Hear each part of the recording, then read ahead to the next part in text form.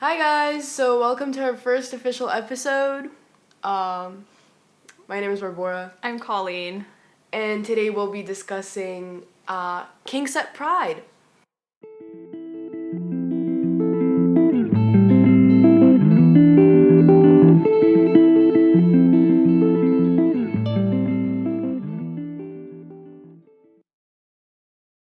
So, as most of you know, it's Pride Month. But what does that really mean? Like, what is Pride? So, the first Pride actually started as a riot. It happened a day after the Stonewall riot, and basically, it was people from the LGBTQ plus community pushing back against the establishment and against heteronormativity, and it was inherently a form of protest. They were using their pride and being prideful of their sexuality as a form of protest. And if you look at older pictures, you can see that there were people in fetish wear because for a long time, essentially, so kinks are any sexual subversion, and of course, gay and trans people were considered as kinky because they. Because it wasn't the norm? Yeah, it wasn't the norm. Yeah. And so basically, so the kink community very much like coexisted with the LGBTQ plus community. So they were present at the first ever Pride Parade, the protest. So that's how it all started. Mm-hmm. But right now, Pride has somewhat transformed into this like family friendly event as like queer people in the LGBTQ plus community is a lot more accepted like within society, which is obviously a good thing. But there has been some like it seems as if people are kind of forgetting what like pride is, and in a weird way, like with all corporations like sponsoring pride has sort of become the establishment in a weird way, but it's very nuanced. It's like when Google sponsored Pride in San Francisco, but then they like didn't address any harassment of queer people on YouTube and stuff like that. So it's very weird. It's becoming a lot more normal, which is good, but it's losing the protest. Well, yeah, but there's also of it. that whole thing about like a bunch of companies like just changing their little logo to Oh, a bunch yeah. of different colors, and then it's like, are they actually doing anything to like help or like raise awareness? Not really, but they just want to, I guess they want to, I don't want to say they want to seem trendy, but they want to seem open-minded, and it'll like obviously attract to younger groups, so. Like that's what I mean with pride is like pride celebrations, not being gay. Being gay isn't the norm, or being queer in any way, shape, or form.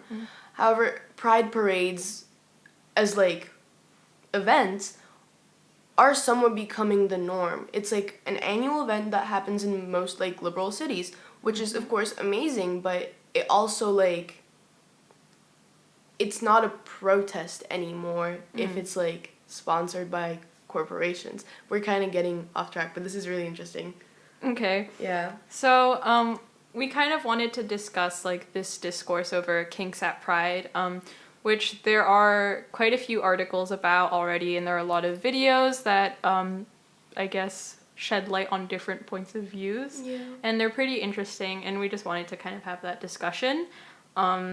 It's obviously already, I think pride in itself is not something that's often discussed in schools, but we wanted to focus on one like particular, I guess, aspect that has had many debates. Yeah, especially like recently. It started on Twitter, but it's been a very popular like debate, and I think this is interesting because it's like it's queer discourse. It's not like because typically within schools, unfortunately, the reality is that when you do end up talking about gay people or queer people, it's like, do they deserve rights? Or like, do they even really exist? Yeah. It's like that kind of discussion. And this isn't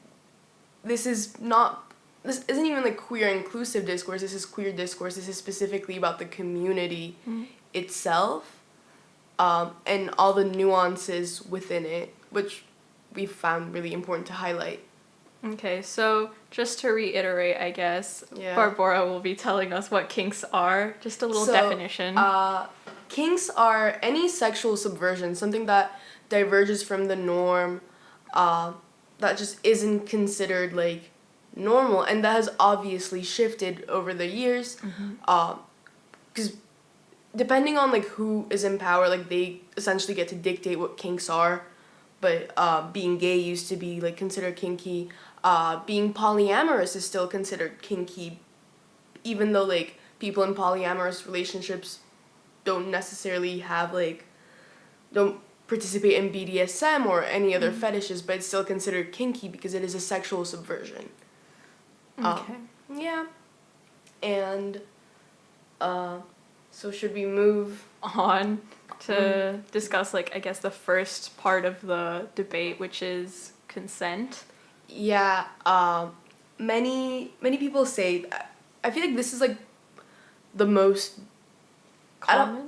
most common, I would say most valid Ah. concern about this, because some people believe that that people in fetish wear, like people with like harnesses and stuff like that is inherently sexual, and especially if you have children at Pride, they can't consent to viewing that. Yeah. But then no one is having sex at Pride.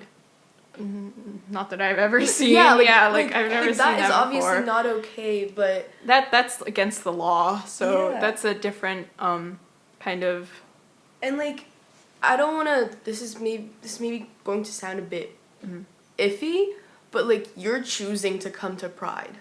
Yeah, no, that makes sense, because Pride, like, we talked about the origin of Pride. Pride didn't start as, like, a family-friendly event Yeah. where, like, everyone's going to sing Kumbaya together and we're And gonna put eat. glitter on Yeah. there, Like, that's not what the event Cheeks. is about. It's about, I guess, like, self-expression and being proud of who you are. yeah, And so, using your Yeah. identity as a way of like protesting against the establishment.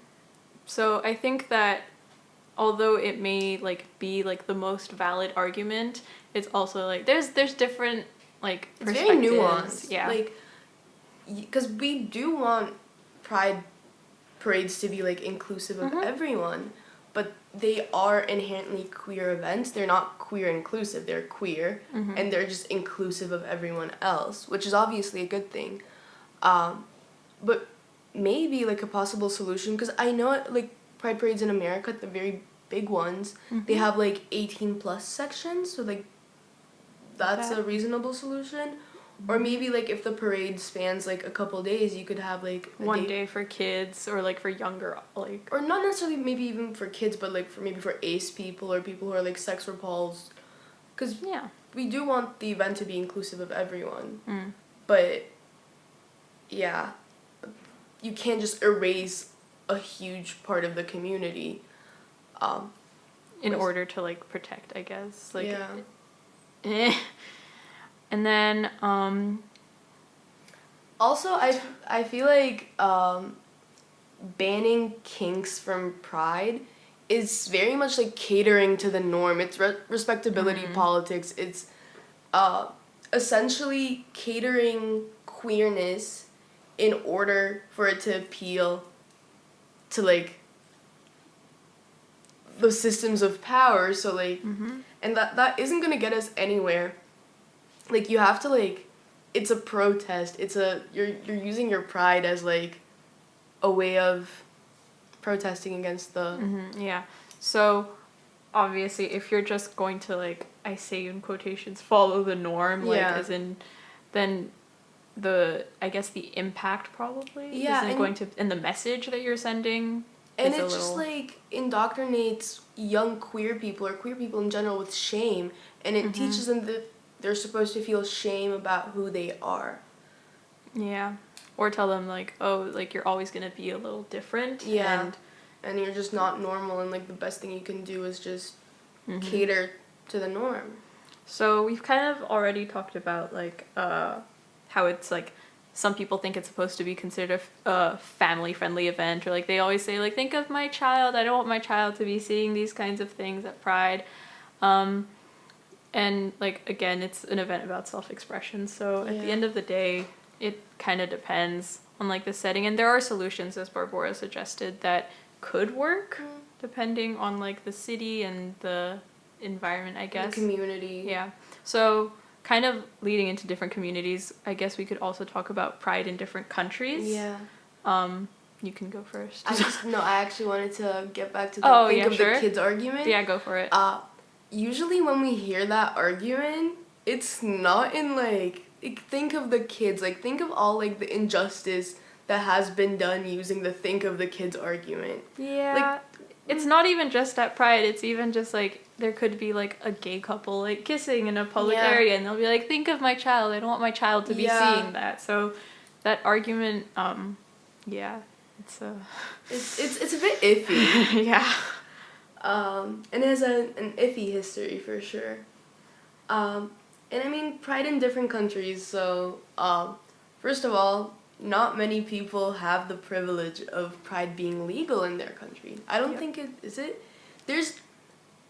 It's a gray area here, as far as I know. I know that recently, I think there was like the biggest organization for Pride the Shanghai closed down. They closed down. So they chose to close down. Yeah. So there was that. So like there is a gay community here, and I have seen videos like about them in China, but they're mainly in Beijing. They're not really around here. But it's not as, I guess, they're not protected by the law whatsoever. Yeah. And I don't think gay marriage is legal here. I don't think it is. No, there's nothing. They're just not acknowledged like at all. Yeah. Well, meanwhile, like I guess in the areas where we're from, I know that France legalized gay marriage a couple years ago, so there was like a big event for that, and I've been to Pride in France. It's just a lot of drinking and having fun, but I mean, it's the same thing in most of Europe, I think. Like in Slovakia Pride is legal, but gay marriage isn't. We've recently like legalized like these like partnerships, whatever, so you can like see your partner in the hospital and stuff like that. But I don't know. The government is being very regressive as of right now, and they're trying to ban trans people from transitioning. It's very complicated. But pride parades are actually really fun. But there's always this like counter parade, and it's just like, and they're called like, family pride or something like that. There's also like another little parade that's always next door that's like Jesus. Yes. And that's like, okay. When I was going to Pride in 2019, at the entrance, because they have to check your bag obviously because like it's a Pride parade, and there was this man with this like gigantic crucifix just standing there. It was really funny. Well, so I don't know how many Pride parades you've been to. A couple. I've been to 2, so I haven't been to that many, but I've only been to ones in Europe, so I don't really know what it's like in other parts of the world, but I know that in Korea there is a Pride parade. Is it popular? No. There's maybe like 200 people who attend, maybe more, but like from what I've seen, it's really small crowds compared to like, they don't really block off any roads for it or anything. Even in Slovakia, it's like 10,000 people. I don't know, Korea, like, it's like cultural, no? It's also a very like taboo topic, like, I don't know, it's like for whether you're a guy or a girl, it doesn't really matter. Gay marriage isn't legal in Korea. There's civil marriages which are legal, but even then I think it's a pretty complicated process, so yeah. How do you think people in Korea would react to like fetish wear at a Pride parade? Funny. Okay, here's the thing. Fetish wear is worn, so like in Korea we have like boy groups and girl groups who are called idols and everything, and they wear fetish wear on stage, but like with clothes on, obviously. Yeah. It's not just that. But there are like back dancers who wear like fetish wear, like, you know, like, what is it? Like harnesses. Harnesses. They wear harnesses all the time.